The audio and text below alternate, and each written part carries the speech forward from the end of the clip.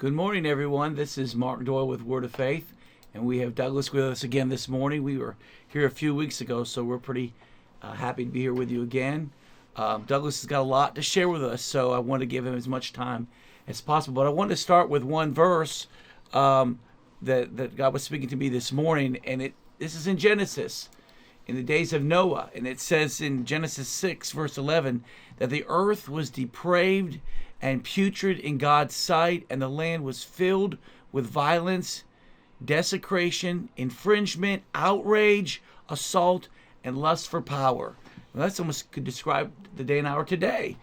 And in verse 12 it says, and God looked upon the world and saw how degenerate, debased, and vicious it was.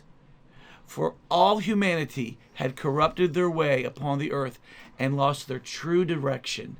And I think that's the greatest assignment of the devil against me, against you, against all of us, is to lose our true direction, what God originally created us to do and originally created us to be, and fulfill the things that he has for our life.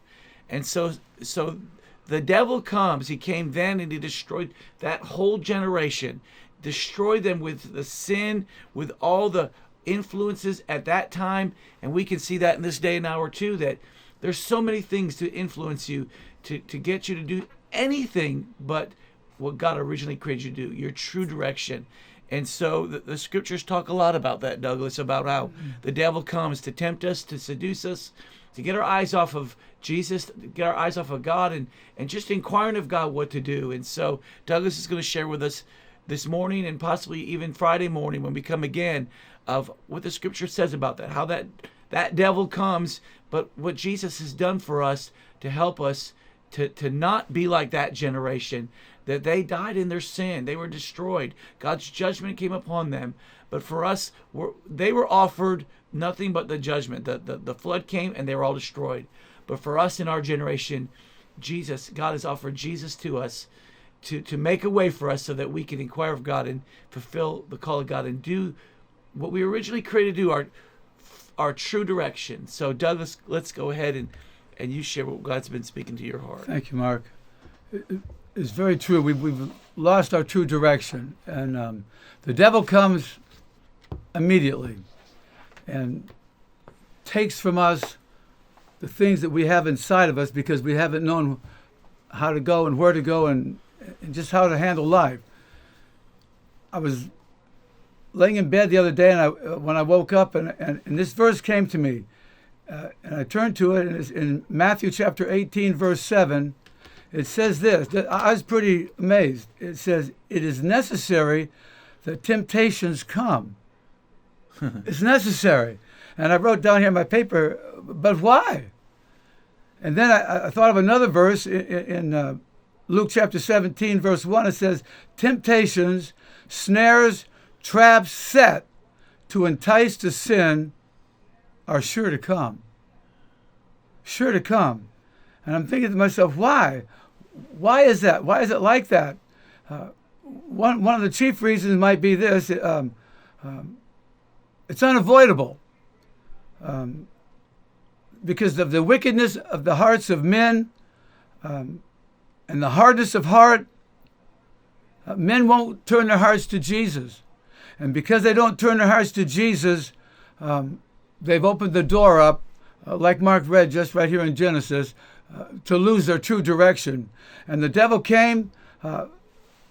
He comes to steal, to kill, and to destroy. And I looked up the word temptation just so that we might take a look at it for just a second. But temptation is a desire to have or do something, especially wrong or unwise. Amen, Mark. Amen. That's my whole story. Especially wrong and unwise. The devil came to destroy me. And the word desire there, it's a strong feeling of wanting to have something or wishing for something to happen. When I was in fourth grade, I had a hard time. I had a hard time reading. I had a hard time with school. I just had a hard time. And my dad, there was a call of God in his life. We moved to Canada, for he was going to go to school and learn how to be a minister. And so we moved there. And my brother and I, he was 11 months older than I am. I was in 4th grade. He was in 5th grade. Now imagine this. My daddy gets up in the morning. He shaves with the radio on, leaves the radio on. He goes off to college. My mother had already left the house. She was working with the 3M company. It was a huge, big company up there. And there my brother and I were to walk to school by ourselves. 4th grade. Just let a 4th grader take off 4 or 5 blocks to school and see what kind of mischief he can get in to and wind up in. We lived in a town of about 150,000 people. Get our bicycles, ride downtown. 4th grade, unattended, nobody watching us, just doing what we wanted to do. It is necessary that temptations come. Open my Bible up to this verse here. It's in Matthew chapter 3. Matthew chapter 4. Let me look down a little bit further on my page here. It says this. Then Jesus was led, guided by the Holy Spirit, into the wilderness, desert, to be tempted, tested, and tried by the devil. And he went without food for 40 days and 40 nights. And later he was hungry. And the tempter came. And the tempter came. Here he comes. And the tempter came and said to him, we'll get back to that in just a few minutes here. Temptations. The one who brings the temptation and the one who receives that temptation, both are going to fall. And it's going to be a horrible end. The heart of man without God is wicked, only goes in one direction, and that's further and further from God.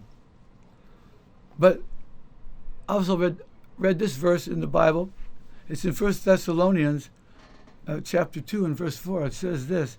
It says, God, who tests our hearts, expecting them to be approved. That's right. Isn't that amazing? That's good. God's expecting me to make it. He's on our side. Though we've been led astray and we've fallen for about every temptation that the devil has put before us, but God still loves us. He loves us so much that he paid an incredible price. It says he came to his creation, to his world, to his people, and we didn't want him, but he still wanted us. He still wanted us. It says in John, it says that Jesus created everything in the first chapter there. Think about that. He created everything. Everything visible and everything invisible. He made it all. And that includes you and me. That includes you and me. And he didn't make anything without a purpose. Everything God makes has a purpose. He has a purpose for our lives this morning. He has a purpose for your life out there this morning. If you're listening to the radio, just turn it up a little bit. Listen what God wants to tell us this morning, because this is very important. God, who tests our heart, expecting them to be approved. He's expecting us to make it. He's made a way for us to make it. Isn't that good news? That's very good news. Isn't that good news? If you have a Bible there, just turn to 1 Corinthians chapter 10, and let's read it, that verse a little bit here. It says, no temptation, no trial regarding as enticing to sin, no matter how it comes, no matter where it leads, has overtaken us and laid hold of us that is not common to man. Nothing's hitting you out there this morning or hitting me that hasn't hit hundreds and thousands and millions of other people. No temptation, no trial regarding as enticing to sin, no matter how it comes or where it leads, has overtaken us and laid hold of us, but such as is common to man. I was in 4th grade. The radio was on. A song came on. And from that moment, I wanted to be a drummer. I wanted to play the drums. I couldn't believe what I was hearing. And then I fell for that temptation. Oh yeah. I want to make you this. I said, okay, I want to be that. Which wasn't your true direction. It was not my true direction, and it led to a big, hard, horrible fall in my life. My mother, working for the Minnesota Manufacturing and Mining Company up there in Canada, in London, Ontario, they had a bagpipe band. I'd never heard one of those before. And there was a big parade downtown in London. We were at that parade, and I heard this sound coming down the street of these bagpipes and these drummers. And here they came.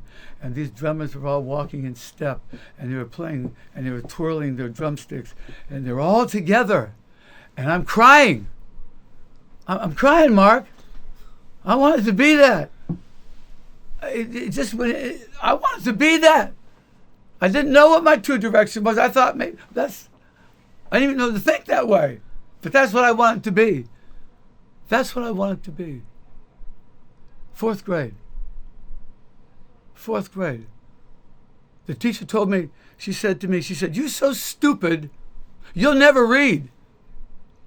I didn't like school. Sticks and stones will break my bones, but names will never hurt me. That's not true. Words will kill you. Words will trap you. They will ensnare you. They will take you down a wrong direction if you let them in. And that's what happened to me. So I had a dream. I wanted to be a drummer. That's what I wanted to be. And then when I was in 11th grade, the Beatles came. The Rolling Stones came. The bands from England came. And that's what I wanted to be. I said, that's what I want to do. I bought a set of drums, set them up, and I could play them. A few months later, I started playing in my first band. My first band. And we were playing in this big hall after a few months of playing. And we were in this big, there's thousands of people there, young people. And we had played there before. And I would switch out sometimes, and the rhythm player would play the drums, and I'd sing and dance and do the splits and do all this wild stuff. And we went to play there once again, and this guy came up he was talking to all of us. He said, "You got that dancing drummer with you tonight?"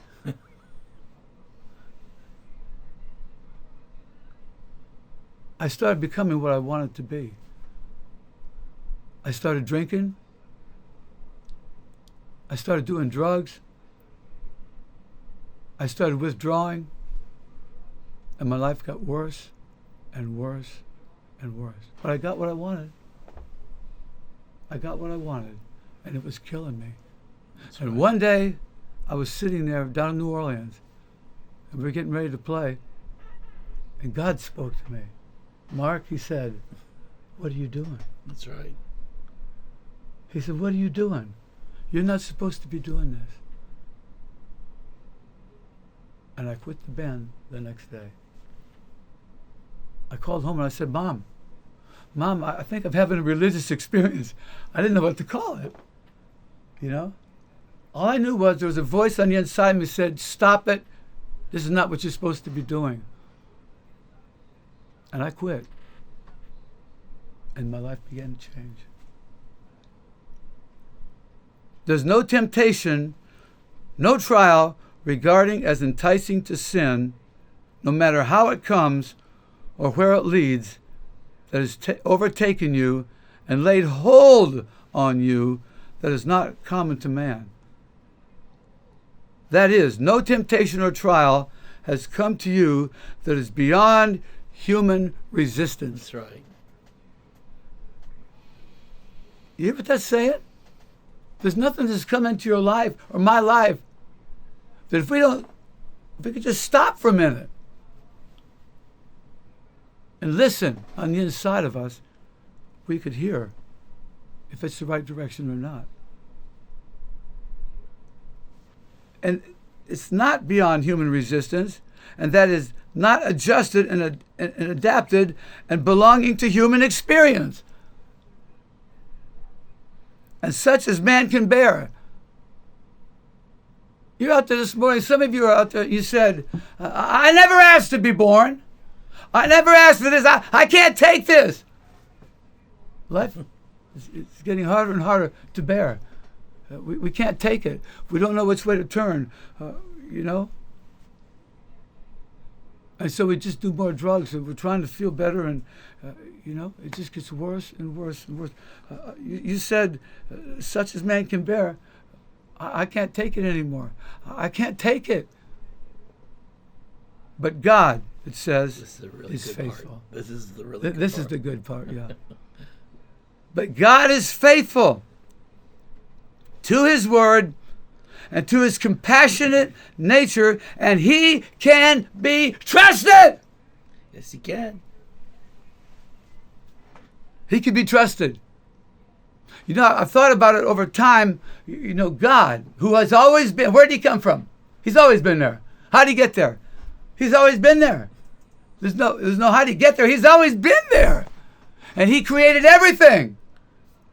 Everything. Including the devil. And we let the devil overrun us. They're not even on the same plane. They're not even in the same, there's no comparison. None. God, the God in heaven that created the sun, the moon, and the stars, and everything in them, and that made Mark, and that made me, is not governed by human limitations. Nothing governs him. He is God, and he does everything right. Everything right. Isn't that good news? It's good news. Isn't that good news? He can be trusted not to let me, not to let you be tempted and tried, assayed beyond your ability or beyond your strength of resistance or beyond your power to endure. Do you hear what that's saying? That's saying that there's nothing that comes after you or me that we can't get a hold of in God. Nothing. Nothing. That's why we go to God. He will always help us. There's no temptation that would come to you that can overpower your life, because we have a God that made us and loves us and wants to help us. That's good news. I mean, but with the temptation, God says, I will always also provide the way out. Every temptation that hits you and I, there's a way out. All we have to do is say, Jesus, how do I get out of this? Jesus, what do you want to do? Jesus, what do you want to say? Help me, Jesus. It's that simple, isn't it? There's 3 words. Help me, Jesus. Help me, Jesus. He will also provide the way out, the means of escape to a landing place, that we may be capable and strong, powerful That's right. to bear up under it patiently. Patiently. We get so excited. I mean, we get so shook up. That's what I mean when I say excited. We get so torn up. We just can't take it anymore. We say, like you said here, but why? Why is this happening to me? I never asked to be born. Well, you didn't, but God did. And God's got a great plan for your life. He had a great plan for my life. I didn't know it, but I'm learning to know it. I'm talking to you right now. I'm really happy. I'm really glad to be here. I'm really glad to tell you that I don't care what's hitting you, God can set you free. That's right. Absolutely. He can set you free. He wants to set you free. He will set you free if you'll say those 3 words. Help me, Jesus. Help me, Jesus. That's right. Isn't that good news? I thought about temptations and how they come. And I wrote down in my paper here, real big letters, it says the 3 temptations. If you want to turn to 1 John chapter 2, we'll take a look at verse 15 and 16.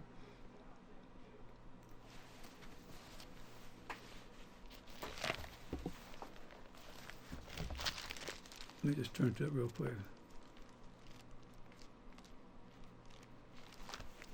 1 John chapter 2, verse 15 and 16. It says this: Do not love the world, do not cherish the world, or the things that are in the world. If anyone loves the world, love for the Father is not in him. For all that is in the world, now listen to this, for all that is in the world, the lust of the flesh. What is that? It's a craving for sensual gratification. Those sound like big words, maybe. Craving. It's a powerful desire for something. It means to feel a powerful desire for something. It means, in the archaic, it means to beg for something. And sensual always carries with it the idea of relating to or involving gratification of the senses, the physical, especially sexual pleasure and gratification. Pleasure especially when gained from the satisfaction of desire. I mean, it's all about how you feel. The lust of the flesh, craving for sensual gratification. You just got to feed yourself with stuff all the time, make yourself feel good. What do you think all these amusement parks are about? You go up on a 1,000-foot roller coaster. Woo! Down you go. Just for a feeling. You know? Just for a feeling. People shoot up drugs for the feeling. That's right. And then the feeling goes away. So they got to get more drugs. And more drugs. And go down the roller coaster one more time. We were in Ohio. There's a great big amusement park there. Our band went there one time, and we rode the roller coaster all day long. All the day long. We didn't have anything to do, so down, up and down we went. And when we got done,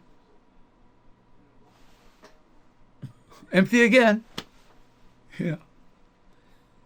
Craving for sensual gratification. Make me feel good. That's the society we live in today. Make me feel good.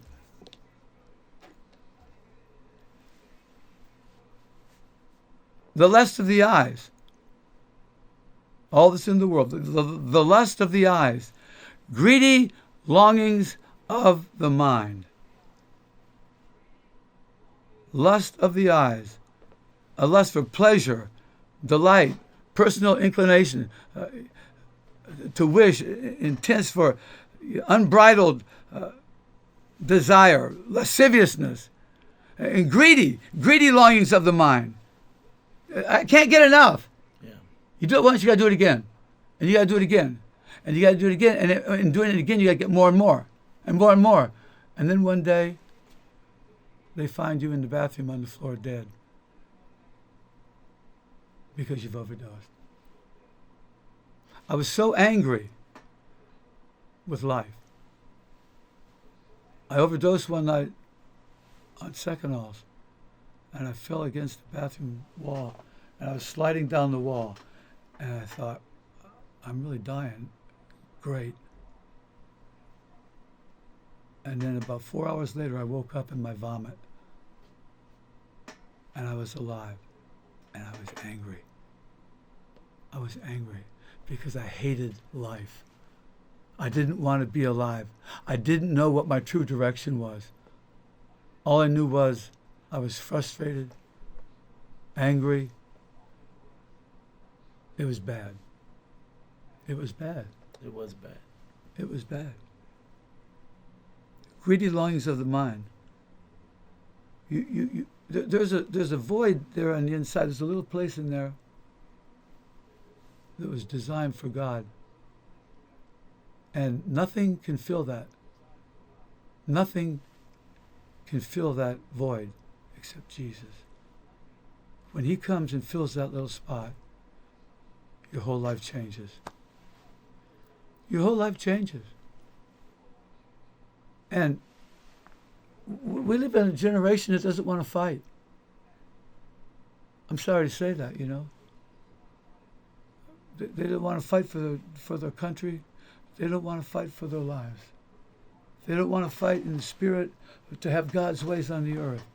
We just don't want to fight. We've become lazy and we don't appreciate what God's given us. Just like it says in Ezekiel, God said, I made my people beautiful. I gave them gold and clothes and everything. It says they were beautiful. He cleaned them all up. Cleaned them all up.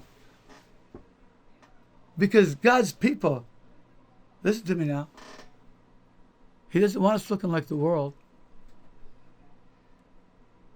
He wants us to be testimonies to him. He wants us to be strong, alert, vibrant, well-dressed, handsome, beautiful for him. And the idea was, who are you people? Where did you come from? Look at what it, and they could say, God delivered us. And God made us this way, and he wants to do it for you. Isn't that good news? Very. Isn't that good news? Very good news, Douglas. Lust of the eyes, greedy longings of the mind. You just let your mind go out there. We just let it go out there, and it gets out there and gets us in a lot of trouble. And then it says, the pride of life. Assurance in one's own resources or in the stability of earthly things. That's pretty powerful. I'm reading this from the Amplified Bible, by the way. If you have one, just go ahead and turn there. The pride of life, assurance in one's own resources. What does that mean? That means your resources, your ability to think, your ability to reason, your strength, your coordination, maybe the money your family has.